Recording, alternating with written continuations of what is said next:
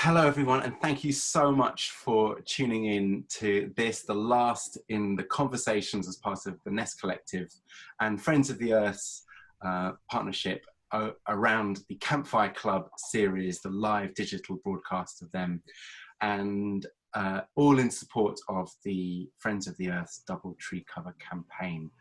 And I'm really pleased that for this last episode, I have the very wonderful Emi Murphy joining us, who is the campaign lead for the Double Tree Cover campaign. Hello, Emi. Hello, Sam. Hello, everyone. Thanks so much for having me. Thank you for being here from leafy Finsbury Park. Really lovely to have you here. We're going to have I want to ask you lots of questions about this campaign and the what it's doing and why it's so important. But to start off with, I want to ask you, Emi, as the person leading this very, very powerful project, if you could speak about a tree that has inspired you somewhere in your life, that is a place maybe you go to or seek refuge. I like that, seek refuge as well. Trees can do that for you. Yeah, so the first tree that always comes to mind is an apple tree in my late grandma's garden in Scotland. When I was really young, I loved climbing trees. I actually loved climbing lots of trees, and I lived in the countryside, which is very different living in London at the moment. I don't have as much space to nature as I would have liked. But I've got these kind of rose-tinted memory, I guess, as you get when you're having childhood memories of it being the kind of like an autumn glow in dusk where the sunlight's just kind of filtering through this beautiful apple tree. And I probably was about 7 or 8 years old then, so it's humongous, as everything is at that age, because you're not that tall. And yeah, I just remember climbing it a lot, and the apples always were very, very lovely and tasty, and my grandma would always pick them. So it was just really, I have a very fond memory of that. And there's a lot of apple trees here in the UK, so I feel like it's a symbol as well of, well, desserts, from desserts to lots of other things within the UK. I feel like an apple tree, lots of people like. I haven't met anyone who doesn't like an apple tree yet, so. And cider, of course. And cider, of course. How could I forget? Which, of course, and apple trees have the incredible tradition of wassailing and the singing for the apple trees, of keeping this providence, the providing, the bud and blossom and bear fruit. So I'm so pleased you bring in a tree that actually nourishes us, because I wanted to ask you about this. This campaign is quite ambitious. It's about trying to double the number of trees in the country. I wonder if you could say a little bit about what that means and where they're going to be, but also why that's an important thing for us. How trees, apple trees, beech trees, oak trees, aspens, rowans, whatever the tree, how they nurture us in other ways. Yeah, so I always see this as, you know, we all know we're facing the climate and ecological emergencies, and trees, I feel, an increasing tree cover, i.e. doubling tree cover with the campaign Friends of the Earth is working on, it's kind of doing a lot of things for the planet and people as well. So, you know, we want to double tree cover because it's good for the climate. It reduces it will reduce UK emissions alongside other efforts to reduce emissions, because this absolutely is not a nice campaign for offsetting measures, but it should be a part of a package of climate action. But it also provides homes for wildlife, homes for us as well, in a sense that, you know, we've all been facing a very weird, strange new reality since COVID-19 hit us this year. And I've certainly been kind of scrambling a bit more to find nature, the little patches of nature that London provides, and feeling grateful in one sense that London is greener than other cities across the world, but it's still a city, and so it's not the countryside, which means you don't get as much nature as you would like. So yeah, not only does it provide homes for wildlife, but it really does provide, I don't know, homes for us in a sense that it really improves our well-being. There's been countless of conversations, and people seem really mindful and aware of that since our perceptions now are a lot more at the local level. My area at the moment has been very much Finsbury Park in North London, and I've really started to take notice of a lot more trees within Finsbury Park and got to know the park really well. But yeah, I feel like with this campaign, it does so much for people and planet. So it's really important. And I kind of see this campaign as part of Friends of the Earth's way of finding solutions to the way we change our land within the UK. It's clear we need to drastically change our land from providing more space for nature, amongst other things. So this is kind of very much our attempt at really driving this change right now, particularly as the government seem broadly keen on trees, but they need to do way more than what they're saying. So there's a real opportunity here for us to double tree cover by the end of all this. And it's possible as well from some of the research that Guy Shrubsall and others within Friends of the Earth have done. So it's not impossible. And I think every campaign should be ambitious, but not so ambitious it's impossible to do, but ambitious and realistic. And I think, doubling tree cover does all those things. So it's a large number of trees. I mean, how many trees are we talking?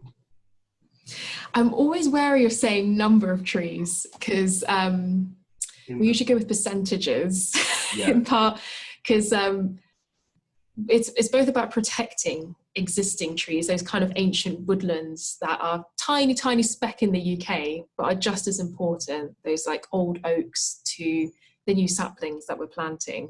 So doubling tree cover roughly amounts to 26% of UK, and at the moment we've got 13% of woodland cover within the UK. So we're trying to focus on canopy cover, which incorporates both old charismatic oak trees to new little saplings that are hopefully going to become old down the road at some time.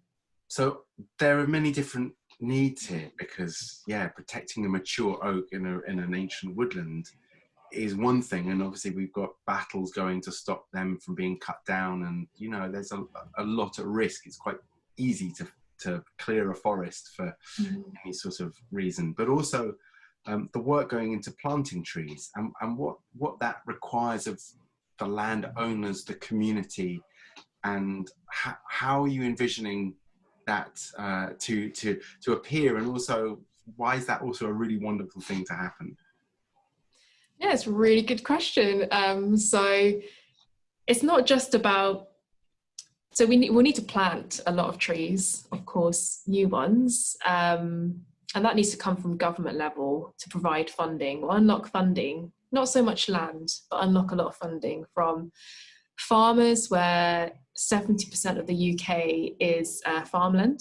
As it's unsurprising for me, I feel like a lot of my drives or walks around nature is very much a lot of farmland within the UK. So we need farmers to be able to plant trees on their land.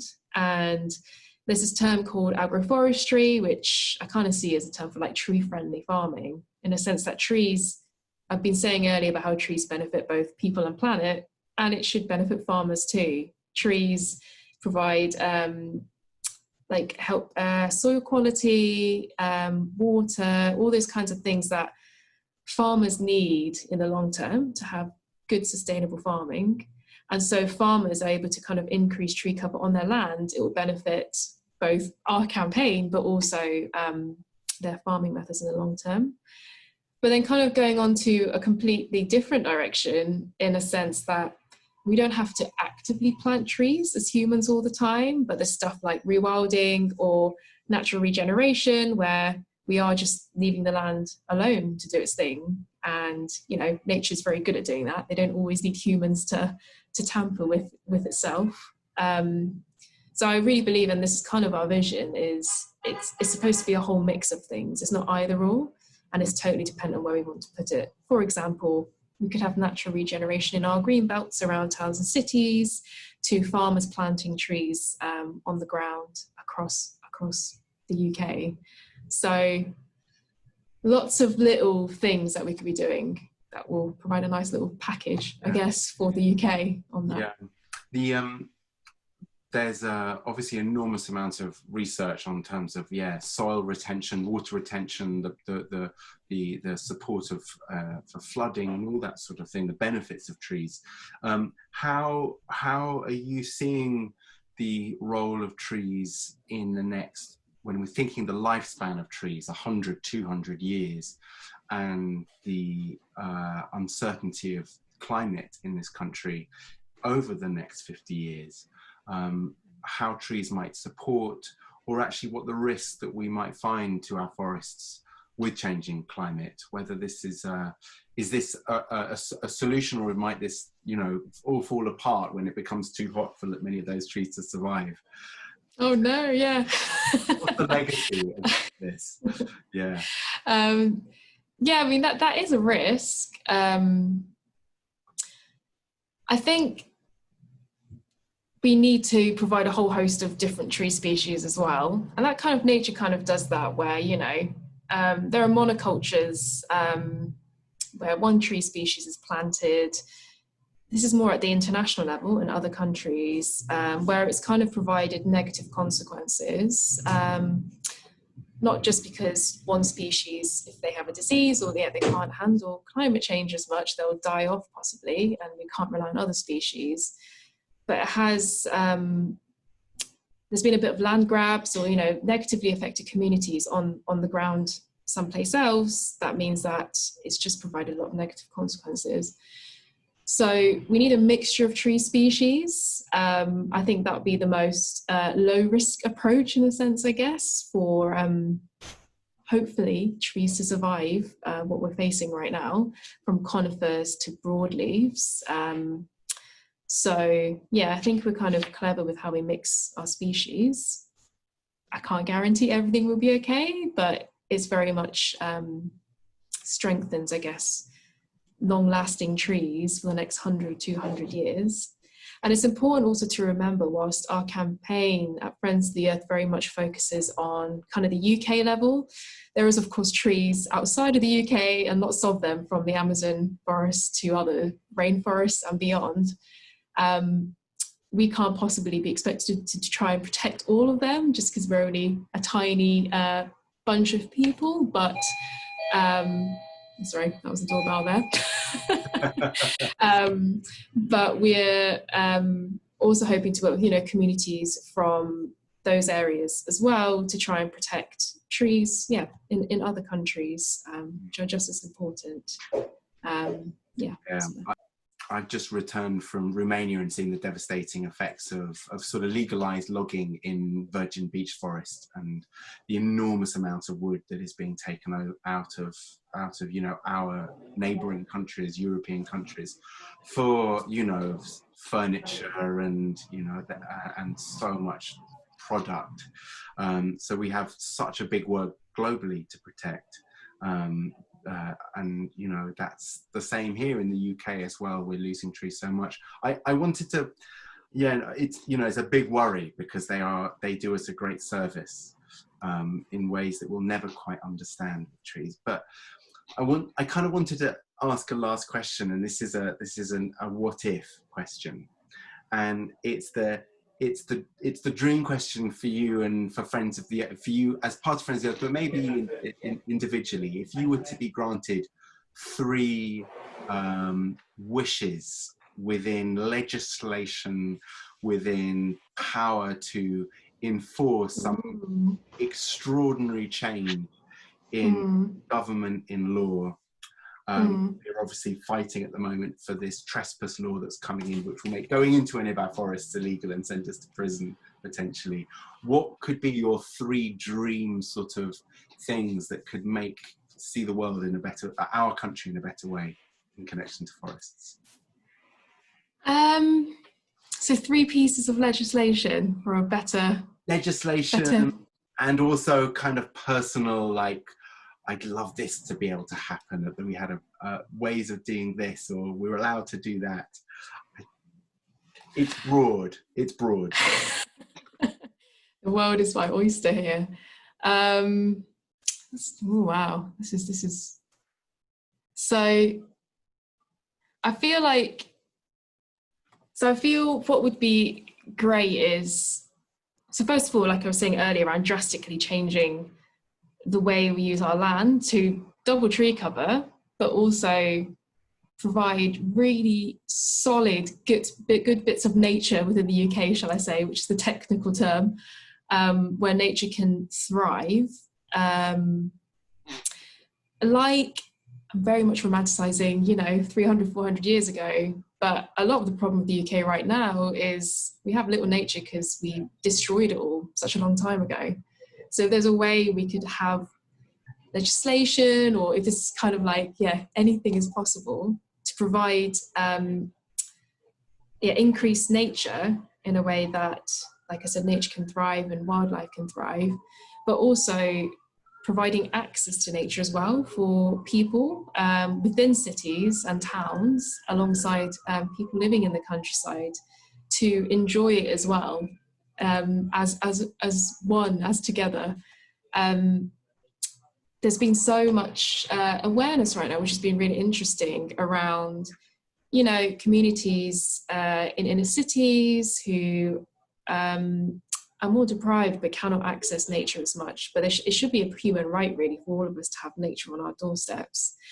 So I would love nature to be in every single person's life within the UK, but nature that is really good. And by that I mean not a patch of grass that is infested with pesticides and green, but something that is benefiting both us and wildlife.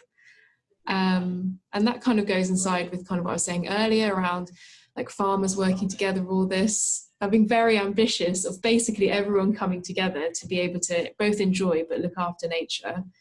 And then, trees are also a part of that. And hopefully maybe then some species that are kind of in decline right now will be able to increase and live around that.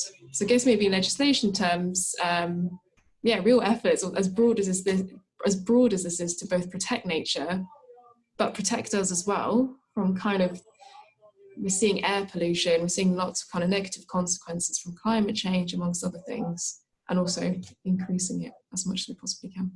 Yeah, that's brilliant. That's absolutely brilliant. Well, Emi, friends, I'm very lucky to have you leading this campaign. How do we get people to go and connect in with this, sign up, get involved? What are your key suggestions? Please go on the Friends of the Earth website. It's testing my knowledge now. It's foe.co.uk/trees. It's got loads of things, from signing petitions and actions to things you can do in your local area, like lobby your local council to increase tree cover. So please go to that. Great. And become a member of Friends of the Earth. And become a member, yes. That's also important. And join your local group, wonderful local groups. It's amazing. I've met many of the local groups around the country. Oh, nice. It's good work you're doing. Thank you so much for being part of this, Emi. Really lovely to chat. Thank you so much, Sam. Thanks, everyone. It's been really nice to be here. Thanks for listening, everyone. And I hope you've enjoyed this series. And there'll be more of these interviews, no doubt, coming up soon. But for now, checking out. All my love. Bye-bye. Bye, Emi. Thank you.